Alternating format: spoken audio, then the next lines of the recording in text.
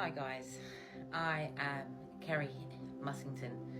As you can see, I have mind over matter, and that means it is mind over matter when it comes to saving life and supporting life. You don't understand how hard this is to be in recovery yourself and live with a diagnosis, which is EUPD. What is that? Let's not abbreviate that. Emotionally unstable personality disorder, very borderline personality disorder. Now, that's come from a lot of childhood, that's come from domestic violence, that's come from homelessness, that's come from everything, you know what I mean? A combination of everything, of trauma. And I through my own journeys, I literally, it's kind of been embarrassing to tell people about my label at one stage. Even now, if I meet someone new and just say that I want to explain what I do, the minute I turn around and tell somebody, this is what I do suicide prevention for a living, they don't actually say much more. But the further I go into it, what I do is so I'm relatable, so those people may lived it or understood it, is that I go into a little bit of detail. I have a label, you wouldn't have known I had a label, but this means this. This is the struggles, but this is what I've done to improve and replace to healing. And recovery is about learning new tools, new techniques, and replacing the old thought process, replacing the old thought process into something wonderful. I've been doing that for a few years now. I think where I woke up out of the darkness really was when I had nothing left to lose. I'd hit rock bottom, and to get back up, it was first of all, you have to move all the cobwebs to get to the destination, and that's what you have to do in kind of rebuilding. It's kind of dusting a few issues, addressing them, and then moving forward. Don't really do when it's really traumatic to the point of I don't want the gory details, because it's not beneficial to healing and recovery, particularly with those people. And this is the point, I'm going to really make this very clear. If you have those diagnoses, any diagnoses really, it's about recovery, it's about getting up, it's about showing up, it's about applying action. If you're in a recovery, then small steps and living for today. I can't express how it is to teach people to unlearn some of the bad behaviours that we've ever had, that we've gone through in our life, and replace them with different opportunities.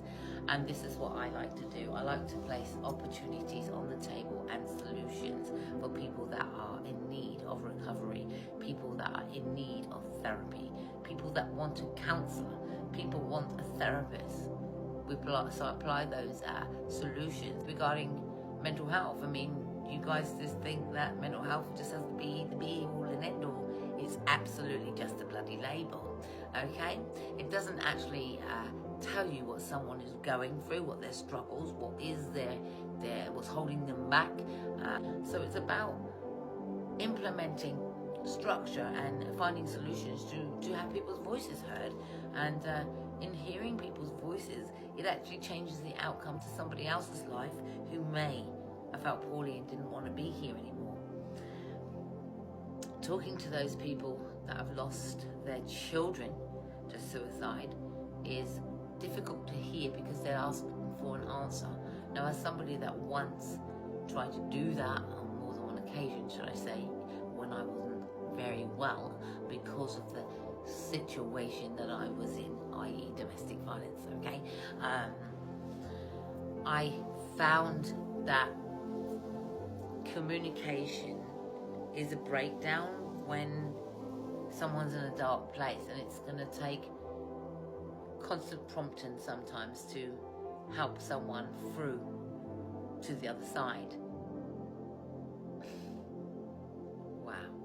But remember, those people that we have talked to, supported, that have raised awareness, there is help out there. There are people waiting to give you that support. For me, I know that these particularly people with these diagnoses needs constant prompting for change. And if you are one of those people out there that wants change, remember, it's only you that can apply the action. And if you do not, and you do not take that step to change, then it's just a long, torturous process of depression. So trust me when I am telling you, hand on my heart, that recovery from those diagnoses and even what you're dealing with in a current situation is very difficult. I would be the first to tell you what I have researched through when it comes to those diagnoses.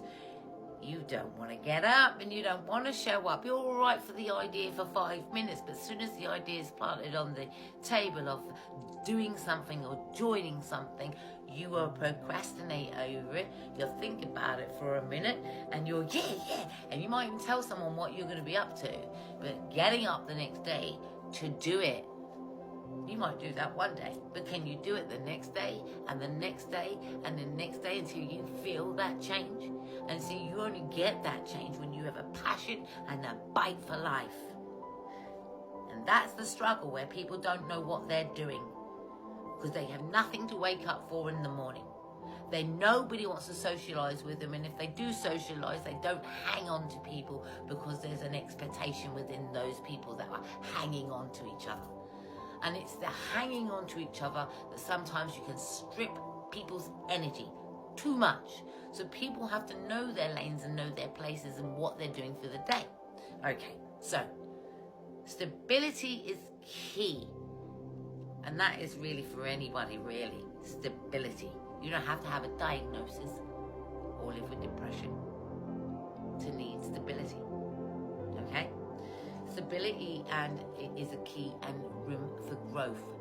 Is the circumstances of your life going to change?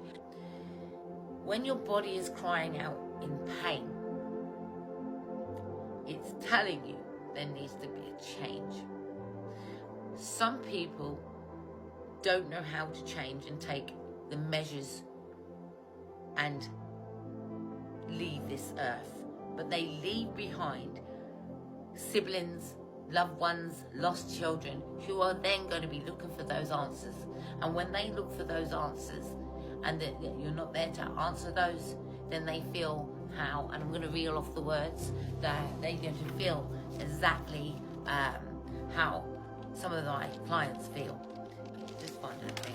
So some of the emotions that are heartfelt through people feeling rejection. So what we had here is a 40-year-old man said that once he found out and there was a change, he felt emotions of anger, rejection, resentment, self-loathe, unloved, disregarded, and the word that stuck out for me is that when somebody tried to do something good for that individual thought perhaps they're buying the attention and love, and it's not natural.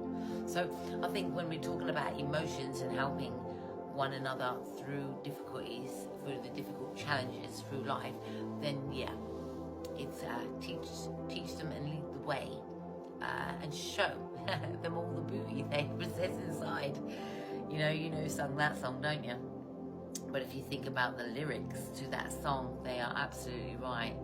You know, it's about the children are the future, and some of us adults are still childlike within and haven't been able to grow.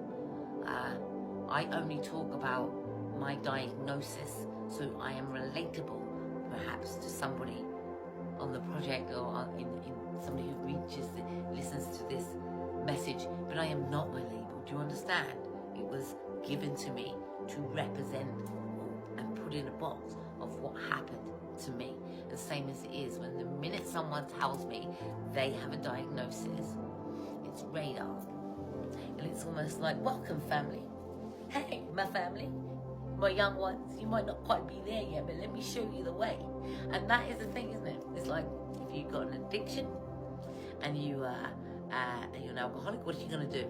You're going to probably go to the AA, join a little family of AA people. If you got diabetes, you're going to join a diabetes clinic, isn't you?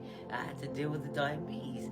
If you got cancer, then you're going to deal with the cancer crew. And but nobody ever talks about suicide, ideation, suicidal thoughts that keep occurring. Nobody ever talks about the recovery of that, do they? Hardly. They don't talk about that. That's kind of like an addiction, in a sense. You know, you can fall back on it when all else fails, but it's not the answer, because you are hurting your friends and your loved ones, those that feel that they can't do anything to help you. And when you leave a path of destruction, and that's why we call this prevention, because that is not the answer. Yeah, that's you've got a whole life ahead of you, although you don't feel like it, but you need to inspire somebody. And you may not feel like that, but you certainly can make a difference if you just talk to someone. Thanks for listening. Take care. Bye-bye.